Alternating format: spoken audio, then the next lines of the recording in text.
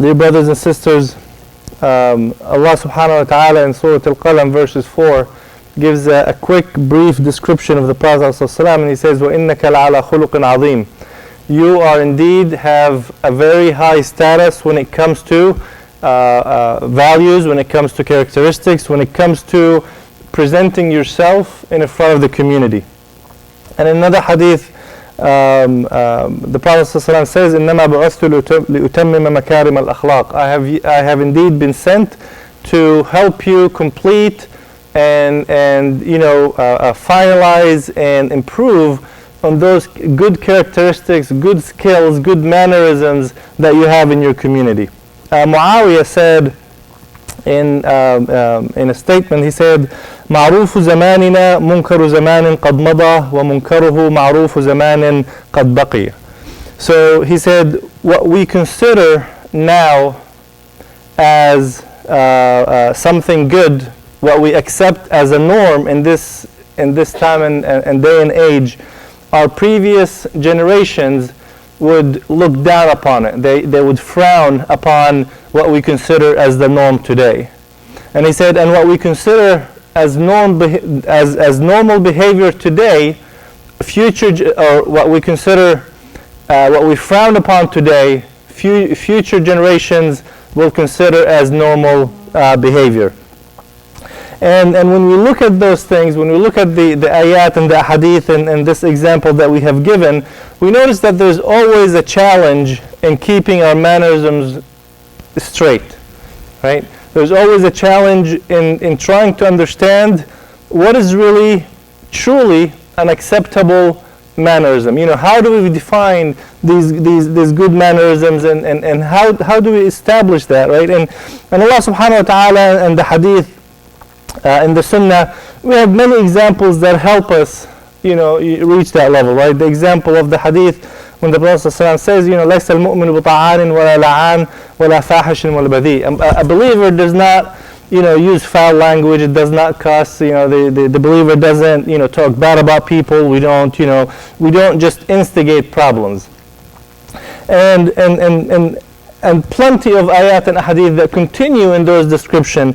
But what happens is sometimes we confuse what we consider as, we get into this gray area, right, of what we sometimes feel is something good, and in reality it's something bad that we shouldn't be dealing with. And one of those things is the negative feedback, right?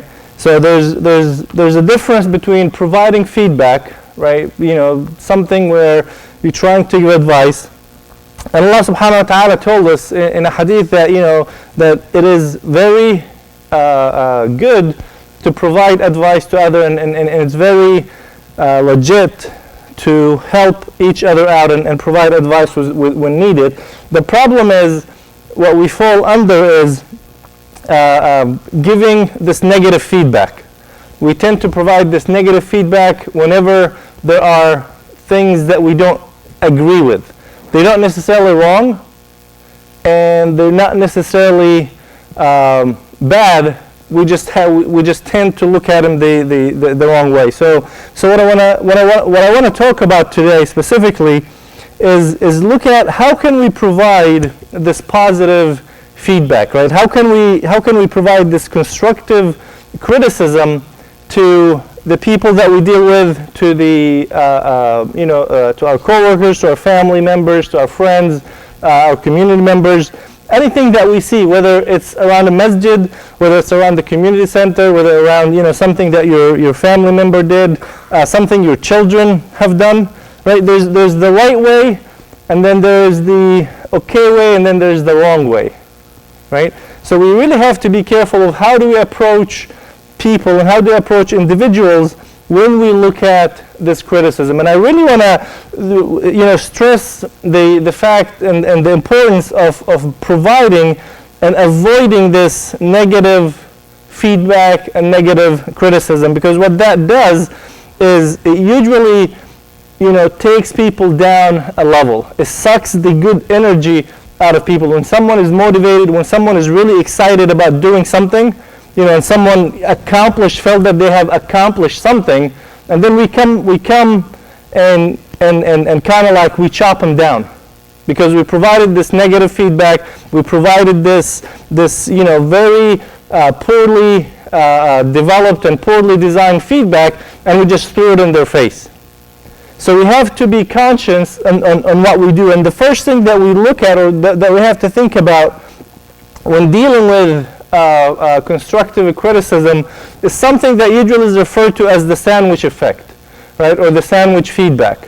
And what you do with this is you break your feedback into 3 sections. You give a positive encouragement in the first step, and then you provide in a very short description what is it that you're trying to tell them, the message that you're trying to convey to them, and then the last and third step you convey that, or you wrap it up with another positive feedback. Right? This way you continue their energy going, you continue the positive feedback, you continue this momentum that they have, and at the same time, you can just throw that in there and provide that feedback for them. This gives them the ability to absorb your feedback in an open heart. Right? Human nature by itself, we don't like criticism. We don't like criticism coming from our kids, from our parents, from our siblings, from our coworkers, from our managers. We just don't like it as human beings. So we have to be very conscious on how we provide this feedback. And starting with this aspect of providing this positive encouragement, giving them the feedback that you're trying to give them, and then wrapping it or following it with another positive encouragement. So now when we talk about this middle section, right? So we give them this good stuff about what they've done. This is a great project that you worked on. A lot of people are really going to use it. This is good. Mashallah, you did a great effort, great energy. You did so much in it. And now we have to come to the point where, okay, we really need to give you the feedback that you really need to know about. This is where we think there's a problem. So the first thing we need to do is we need to focus on the situation and not the person. So we need to separate what is it that we're trying to criticize and make sure that what we're criticizing and not the person. So we don't go to them and say, the project, what you did was wrong, or what you did was bad. We go to them and say, well, this particular section or this particular process or this aspect of this, maybe you could have done something different. Because what this does is it segregates the human emotions out of it, right? In the first step, we gave them this positive encouragement, we gave them this, support that they needed, and then in the second step, before we get into this negative criticism, or before we get into this step where we're going to criticize them or trying to provide them this feedback, we ensure that they're separated from the problem. We emphasize the fact that it's not you that's the problem. It's not you that I'm giving the feedback against. It's not your qualities. It's not your actions. It's not you, but it's this other issue that we're trying to fix. So you segregate the two. You bring the person on your side. So now instead of you criticizing, instead of you focusing on the problem, rather you bring the person next to you and both of you are looking at the problem together. And both of you are looking at that feedback together. We have to be very specific with our feedback. Right? We have to be very objective and not subjective in the feedback. Right? We have to be very objective when it comes to points. If I'm trying to give feedback, right, you don't just say, the project that you did is really bad. I'm sure it wasn't the whole project that was bad. I'm sure it's not, the cake that you made was horrible. I mean, when we think about, if we think about the example of a cake, right? If somebody baked a cake, if I say the cake was horrible, that could mean many things.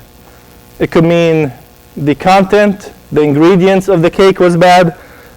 It could mean that the way it was baked was bad. It could mean the icing was bad. The way it was decorated was bad. The way and then the list goes on.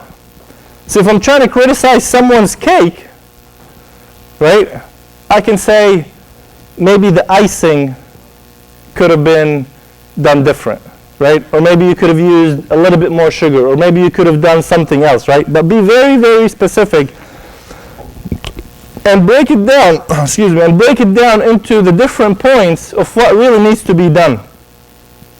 Do your homework, do your analysis before you give the feedback. If I don't like the work that you have done, we have to specify what is it that you don't like. You want to criticize a project that the community center is doing, you want to criticize an activity that someone did, right? If someone invites you to a picnic, you don't just go and tell them the picnic really sucked. There is something very specific about the picnic that you didn't like.